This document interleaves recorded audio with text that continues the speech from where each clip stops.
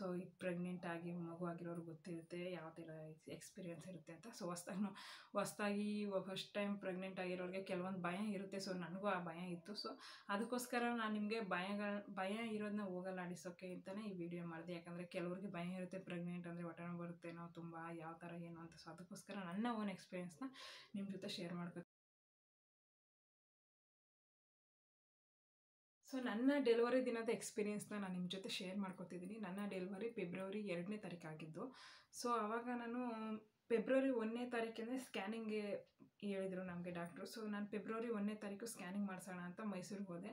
So ಆವಾಗ ಅವರು scanning ನೋಡಿಬಿಟ್ಟು ನಿಮಗೆ ನಾಳೆನೇ ಡೆಲಿವರಿ ಮಾಡ್ತೀವಿ, ಸೊ ಇಲ್ಲಾಂದರೆ ಇವಾಗ ಊರಿಗೆ ಹೋದರೆ ಮತ್ತೆ ನಾಳೆ ಬರಬೇಕಾಗುತ್ತೆ, ಇಲ್ಲಾಂದರೆ ಇವತ್ತೇ ಅಡ್ಮಿಟ್ ಆಗಿಬಿಡಿ ಅಂತ ಹೇಳಿದ್ರು.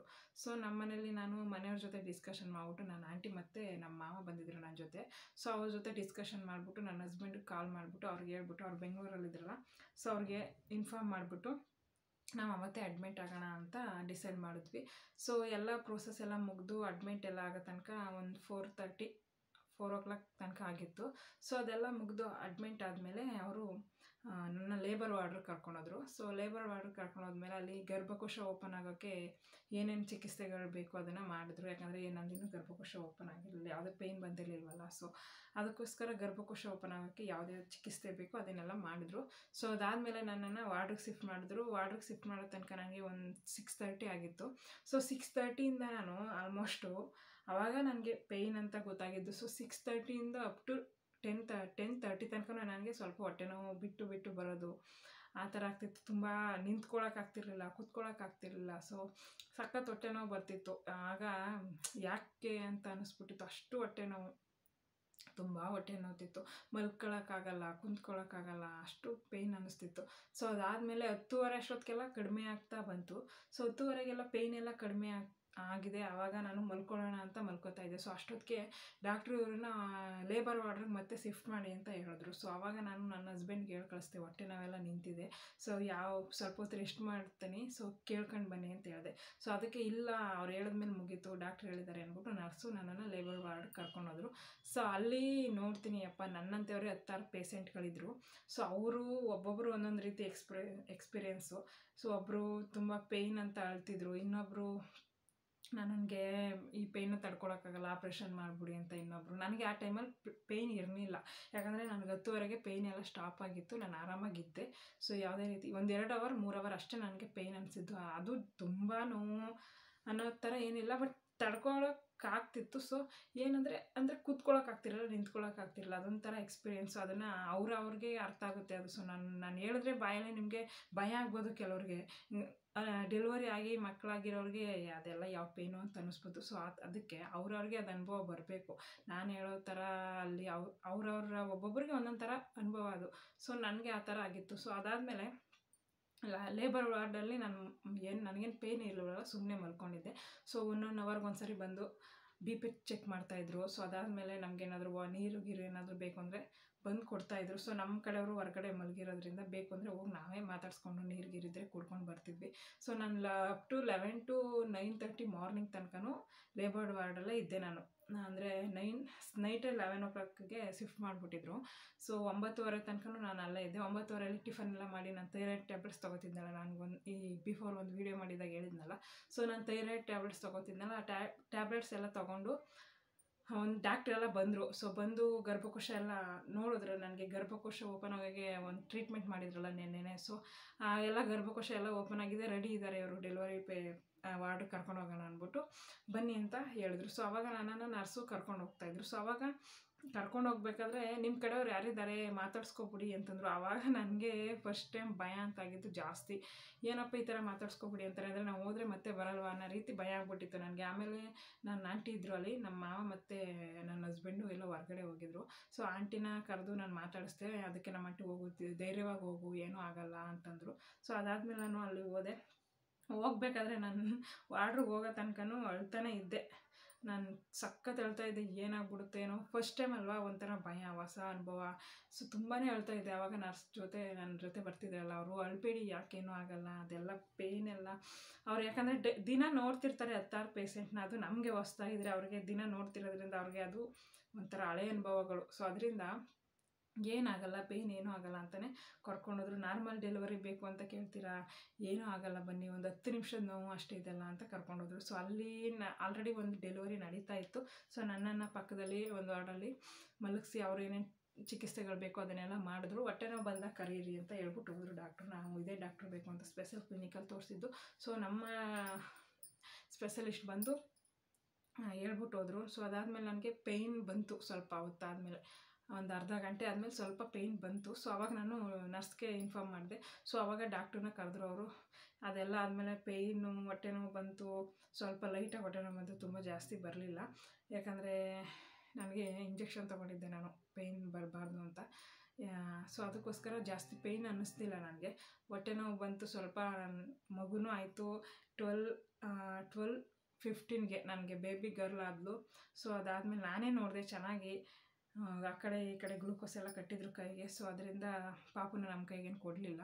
ಸೊ ಅವ್ರ ಕೈಲಿ ಇಟ್ಕೊಂಡಿದ್ರು. ನಾನು ಅದಕ್ಕೊಂದು ಮುತ್ತಿಕ್ಕಿ ನೋಡಿದೆ ಪಾಪುನ, ಚೆನ್ನಾಗಿತ್ತು, ನನಗೂ ಖುಷಿ ಆಯಿತು.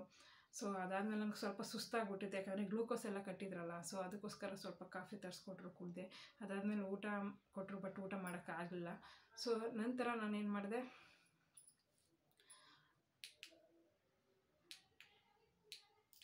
ಅದಾದಮೇಲೆ ಒಂದು 4 o'clock ತನಕನೂ ಅಲ್ಲೇ ಇರಿಸ್ಕೊಂಡಿದ್ರು ವಾರ್ಡ್ರಲ್ಲೇ. ಅದು ಇದು ಏನಾದರೂ ಗ್ಲೂಕೋಸ್ ಇನ್ನೊಂದು ಕಟ್ಟಿದ್ರಲ್ಲ, ಅದೆಲ್ಲ ನಿಧಾನಕ್ಕೆ ಹೋಗ್ತಾಯಿತ್ತು. ಸೊ ಅದೆಲ್ಲ ಮತ್ತು ಮಗುಗೆ ಏನೇನು ಚಿಕಿತ್ಸೆಗಳು ಮಾಡಬೇಕು, ಮಗುನ ವಾಶ್ ಮಾಡೋದಾಗಿರ್ಬೋದು, ಮಗುಗೆ ಕೆಲವೊಂದು ಟೆಸ್ಟ್ಗಳು ಎಲ್ಲನೂ ಮಾಡ್ತಾಯಿದ್ರು. ಸೊ ಅದಾದಮೇಲೆ ಒಂದು 4:30-5 o'clockಗೆ ನನಗೆ ವಾರ್ಡ್ರಿಗೆ ಶಿಫ್ಟ್ ಮಾಡಿದವರು, ನಾರ್ಮಲ್ ವಾರ್ಡ್ರಿಗೆ. ಸೊ ಅಲ್ಲಿ ಹೋಗಿ ನಾನು ಆರಾಮಾಗೇ ಇದ್ದೆ. ನಾನೇ ಚೆನ್ನಾಗೇ ನಡ್ಕೊಂಡು ಓಡಾಡ್ಕೊಂಡು ಚೆನ್ನಾಗೇ ಇದ್ದೆ. ಸೊ ಹೋಗ್ಬಿಟ್ಟು ರೆಸ್ಟ್ ಮಾಡ್ತಾಯಿದ್ದೆ. ಇವಳು ಮಾತ್ರ ನಿದ್ದೆ ಮಾಡ್ತಾಯಿದ್ಲು, ಜಾಸ್ತಿ ನಿದ್ದೆನೇ. ಹಾಸ್ಪಿಟಲಲ್ಲಂತೂ ಅವಳು ಎಚ್ಚರ ಇರ್ತಿದ್ದೆ ಒಂದು 1/2 hour 1 hour ಅಷ್ಟೇ, ತುಂಬ ನಿದ್ದೆ ಮಾಡ್ತಾಯಿದ್ಲು. ಸೊ ಅವಳು ಯಾವಾಗಲೂ ಮಲ್ಕೊಂಡೇ ಇರ್ತಿದ್ಲು. ಗೆಸ್ಟ್ಗಳು ಬರ್ತಿದ್ರಲ್ಲ, ಸೊ ನೋಡೋಕ್ಕೆ ಅವ್ರನ್ನೆಲ್ಲ ಮಾತಾಡಿಸ್ಕೊಂಡು ಆರಾಮಾಗಿರ್ತಾಯಿದ್ದೆ. ಸೊ ಅದಾದಮೇಲೆ ನನಗೆ ಡೆಲಿವರಿ ಆಗಿತ್ತು ಗುರುವಾರ, ಫೆಬ್ರವರಿ 2ನೇ ತಾರೀಕು ಗುರುವಾರ. ಸೊ ಅವತ್ತು BCG ಇಂಜೆಕ್ಷನ್ನು ಮುಗಿದೋಗಿತ್ತು ನಾನು ಡೆಲಿವರಿ ಆಗೋ ತನಕ. ಸೊ ಅದಕ್ಕೋಸ್ಕರ ಮಂಡೇ ನಿಮಗೆ BCG ಇಂಜೆಕ್ಷನ್ ಮಾಡ್ತೀವಿ ನಿಮ್ಮ ಮಗುಗೆ. ಸೊ ಮಂಡೇ ತನಕ ನೀವು ಹಾಸ್ಪಿಟಲಲ್ಲೇ ಇರಬೇಕು, ಇಲ್ಲಾಂದರೆ ಹೋಗಿ ಮತ್ತೆ ಬನ್ನಿ ಅಂತಂದರು. ಇನ್ನು ಹೋಗಿ ಮತ್ತೆ ಅದೆಲ್ಲ ಏನಕ್ಕೆ ಸುಮ್ಮನೆ ಇದ್ಕೊಬಿಡೋಣ ಅಂತ ಅಲ್ಲೇ 5 days ನಾವು ಹಾಸ್ಪಿಟಲಲ್ಲೇ ಇದ್ವಿ. ಸೊ ವಾರ್ಡಿಗೆ ಶಿಫ್ಟ್ ಮಾಡಿದ್ರು. ನನಗೆ ಯಾವುದೇ ಪೇಯ್ನ್ ಇರಲಿಲ್ಲ ಫ್ರೆಂಡ್ಸ್. ಪಾಪು ಆಗಬೇಕಾದ್ರೆ ಅಷ್ಟೇ ಪೇಯ್ನ್ ಇದ್ದಿದ್ದು, ಅದಾದಮೇಲೆ ಯಾವುದೇ ರೀತಿ ಪೇಯ್ನ್ ಇರಲಿಲ್ಲ. ನಾನು ಆರಾಮಾಗೇ ಇದ್ದೆ. ಮಗುನೂ ಸಹ ಚೆನ್ನಾಗಿದ್ಲು. ಅವಳಿಗೆ BCG ಇಂಜೆಕ್ಷನ್ ಮಾಡಿಸೋಕ್ಕೋಸ್ಕರ ನಾವು ಸೋಮವಾರ ತನಕ ವೆಯ್ಟ್ ಮಾಡಬೇಕಿತ್ತು. ಯಾಕಂದರೆ ಗುರುವಾರ ಡೆಲಿವರಿ ಆಗಿದ್ದು 12 ಗಂಟೆ ಮೇಲೆ. ಸೊ ಅಷ್ಟೋ ತನಕ ಎಲ್ಲ BCG ಇಂಜೆಕ್ಷನ್ ಖಾಲಿಯಾಗಿತ್ತು.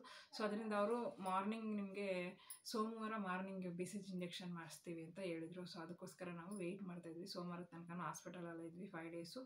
ನಾರ್ಮಲ್ ಡೆಲಿವರಿ ಆಗಿದ್ರು ನಾವು 6 days ಹಾಸ್ಪಿಟಲಲ್ಲೇ ಇರಬೇಕಾಗಿತ್ತು. ಸೊ ಇದ್ವಿ.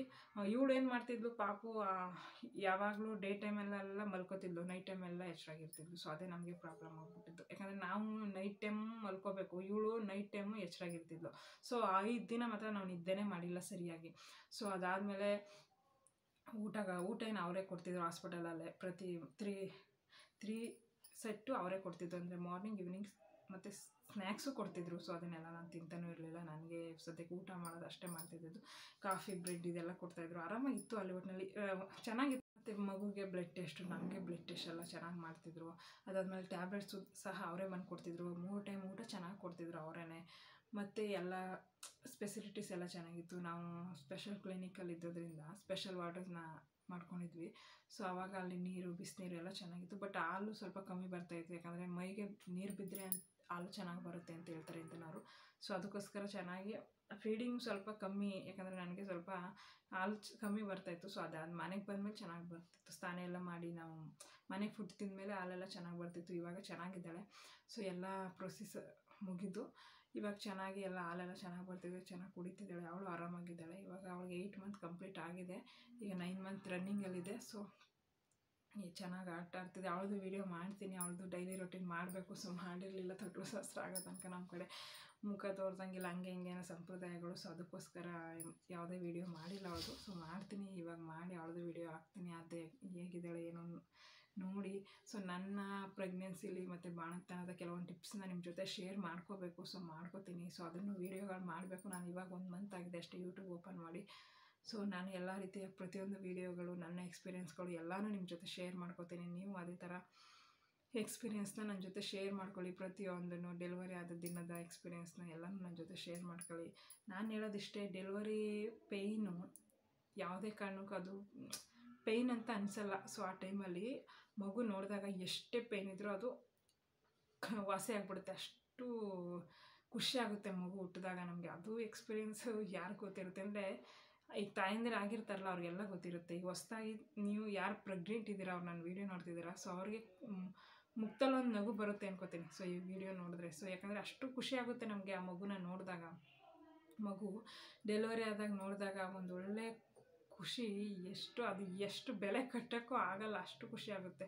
ಸೊ ಅದು ಆರೋಗ್ಯವಾಗಿದ್ಬಿಟ್ರೆ ನಮಗೆ ಅದರಂಥ ಖುಷಿ ಸಂತೋಷದ ವಿಷಯ ಯಾವುದೂ ಇಲ್ಲ. ಸೊ ಅದಕ್ಕೋಸ್ಕರ ನಾನು ನಿಮ್ಗೆ ಹೇಳೋದೇನಪ್ಪ ಅಂದರೆ, ಯಾರೇ ಏನೇ ಅಂದರೂ ಟೆನ್ಷನ್ ತೊಗೊಬೇಡಿ. ಡೆಲಿವರಿ ಹೊಟ್ಟೆ ನೋವು ಬರುತ್ತೆ ಆ ಥರ ಪೇಯ್ನ್ ಯಾವುದೇ ಟೆನ್ಷನ್ ತೊಗೊಬೇಡಿ. ಆರಾಮಾಗಿರಿ. ಯಾವುದೇ ಪೇಯ್ನ್ ಇದ್ರೂ ಅದನ್ನು ಕಂಟ್ರೋಲ್ ಮಾಡ್ಕೊಳ್ಳೋ ಕೆಪಾಸಿಟಿ ನಮಗಿರುತ್ತೆ. ಸೊ ಅದಕ್ಕೋಸ್ಕರನೇ ಪೇಯ್ನ್ ಬಂದಿರುತ್ತೆ. ಸೊ ಆರಾಮಾಗಿರಿ, ಚೆನ್ನಾಗಿ ಊಟ ಮಾಡಿ, ಚೆನ್ನಾಗಿ ನಿದ್ದೆ ಮಾಡಿ. ನಾನು ಪ್ರೆಗ್ನೆಂಟ್ ಟೈಮಲ್ಲಿ ಯಾವ್ಯಾವ ರೀತಿ ರೊಟೀನ್ ಇತ್ತು ಅದನ್ನೊಂದು ವೀಡಿಯೋ ಮಾಡಬೇಕು. ಸೊ ಅದನ್ನು ಡೈಲಿ ರೊಟೀನ್ ಯಾವ ಥರ ಇತ್ತು, ನಾನು ಏನೇನು ತಿಂತಿದ್ದೆ, ಯಾವ ಥರ ವಾಕಿಂಗ್ ಎಷ್ಟು ಟೈಮ್ ಮಾಡ್ತಿದ್ದೆ ಎಲ್ಲನೂ ವೀಡಿಯೋ ಮಾಡಬೇಕು. ಸೊ ಮಾಡ್ತೀನಿ, ಪ್ರತಿಯೊಂದನ್ನು ತಿಳಿಸ್ಕೊಡ್ತೀನಿ. ನನಗೆ ನಾರ್ಮಲ್ ಡೆಲಿವರಿ ಆಗಿದ್ದು, ಸೊ ಬೇಬಿ ಗರ್ಲು. ಸೊ ನಿಮಗೂ ನಾರ್ಮಲ್ ಡೆಲಿವರಿ ಆಗಲಿ ಅಂತಲೇ ನಾನು ಬಯಸ್ತೀನಿ. ಸೊ ಅದಕ್ಕೋಸ್ಕರ ಪ್ರತಿಯೊಬ್ಬರು ಚೆನ್ನಾಗಿ ಊಟ ಮಾಡಿ, ನಿದ್ದೆ ಮಾಡಿ, ವಾಕ್ ಮಾಡಿ. ಪ್ರೆಗ್ನೆಂಟ್ಸು ಯಾವುದೇ ರೀತಿ ಟೆನ್ಷನ್ ತೊಗೋಬೇಡಿ. ಸೊ ಅದು ನಾನು ಮೇಯ್ನಾಗಿ ಹೇಳ್ತೀನಿ. ಯಾಕಂದರೆ ನನಗೆ ಸ್ವಲ್ಪ ಬಿ ಪಿ ಜಾಸ್ತಿ ಆಗಿಬಿಟ್ಟಿತ್ತು. ಸೊ ಡೆಲಿವರಿ 15 ಡೇಸ್ ಅಂತ ಸ್ವಲ್ಪ ಬಿ ಪಿ ಜಾಸ್ತಿ ಆಗಿಬಿಟ್ಟಿತ್ತು. ಯಾಕಂದರೆ ಹತ್ತಿರ ಬರ್ತಿದ್ದಾಗ ಭಯ ಅನ್ನೋದು ಸ್ಟಾರ್ಟ್ ಆಗಿಬಿಡುತ್ತೆ. ಸೊ ಆವಾಗ ಭಯ ಅನ್ನೋದು ಸ್ಟಾರ್ಟ್ ಆಗಿಬಿಟ್ಟಾಗ ಯಾರು ಏನೇ ಹೇಳಿದ್ರು ಅದನ್ನು ಕಂಟ್ರೋಲ್ ಮಾಡ್ಕೊಳ್ಳೋಕ್ಕಾಗಲ್ಲ. ಯಾಕಂದರೆ ಕೆಲವೊಂದು ಸರಿ ನಾವು ಫ್ರೆಂಡ್ಸ್ಗಳನ್ನಾಗಿರ್ಬೋದು, ರಿಲೇಟಿವ್ಸ್ನಾಗಿರ್ಬೋದು ಕೇಳಿರ್ತೀವಿ ಯಾವ ರೀತಿ ಇರುತ್ತೆ ಎಕ್ಸ್ಪೀರಿಯೆನ್ಸು ಅಂತಾಗ. ಒಬ್ಬೊಬ್ರು ಒಂದೊಂದು ಥರ ಹೇಳಿರ್ತಾರೆ. ಸೊ ಅದನ್ನೆಲ್ಲ ನಾವು ತಲೆಗೆ ಹಚ್ಕೊಂಡಾಗ ಕೆಲವೊಂದು ಸರಿ ಭಯ ಆಗುತ್ತೆ. ಸೊ ಅದರಿಂದ ನನಗೆ ಸ್ವಲ್ಪ ಬಿ ಪಿ ಜಾಸ್ತಿ ಆಗಿಬಿಟ್ಟಿತ್ತು. ಸೊ ಅದಕ್ಕೋಸ್ಕರ ನಿಮಗೆ ನಾನು ಹೇಳೋದೊಂದು ಕಿವಿ ಮಾತೇನಪ್ಪ ಅಂದರೆ, ಯಾವುದೇ ಕಾರಣಕ್ಕೂ ಯಾರು ಏನೇ ಅಂದರೂ ತಲೆ ಕೆಡಿಸ್ಕೊಬೇಡಿ. ಆರಾಮಾಗುತ್ತೆ. ಏನು ನಡಿಬೇಕು ಅದನ್ನೇ ನಡೀತು. ಅದನ್ನು ಯಾವುದೂ ನಾವು ಇದು ಮಾಡೋಕ್ಕಾಗಲ್ಲ. ದೇವರಿಗೆ ಯಾವ ಥರ ಏನು ನಡಿಬೇಕು ಅಂತ ಅಂದ್ಕೊಂಡಿರ್ತಾರೆ ಅದೇ ಆಗೋದು. ಸೊ ಅದಕ್ಕೋಸ್ಕರ ಧೈರ್ಯವನ್ನು ತಗೊಳ್ಳಿ. ಬಿ ಪಿ ಜಾಸ್ತಿ ಮಾಡ್ಕೊಳಕ್ಕೆ ಹೋಗ್ಬಿಡಿ. ಚೆನ್ನಾಗಿ ನೀರು ಕುಡೀರಿ, ಆರೋಗ್ಯವಾಗಿರಿ. ಈ ವಿಡಿಯೋ ನಿಮ್ಗೆ ಇಷ್ಟ ಆಗಿದರೆ ನನ್ನ ಚಾನಲ್ನ ಸಬ್ಸ್ಕ್ರೈಬ್ ಮಾಡ್ಕೊಳ್ಳಿ. ಯಾವುದಾದ್ರೂ ಟಿಪ್ಸು ನಾನೇನಾದರೂ ಹೇಳೋದ್ರಲ್ಲಿ ಕೆಲವೊಂದು ಮಿಸ್ ಆಗಿದರೆ ದಯವಿಟ್ಟು ಕಮೆಂಟ್ಸ್ ಮಾಡಿ ಕೇಳಿ. ನಾನು ಅದಕ್ಕೋಸ್ಕರ ವಿಡಿಯೋ ಮಾಡ್ತೀನಿ. ಅದ್ರ ಬಗ್ಗೆ ಏನೇ ಇದ್ರೂ ನಾನು ನಿಮ್ಮ ಜೊತೆ ಶೇರ್ ಮಾಡ್ತೀನಿ. ಈ ವಿಡಿಯೋ ನಿಮ್ಗೆ ಇಷ್ಟ ಆಗಿದರೆ ಪ್ಲೀಸ್ ಲೈಕ್ ಮಾಡಿ, ಶೇರ್ ಮಾಡಿ, ಕಮೆಂಟ್ ಮಾಡಿ friends. Thank you so much.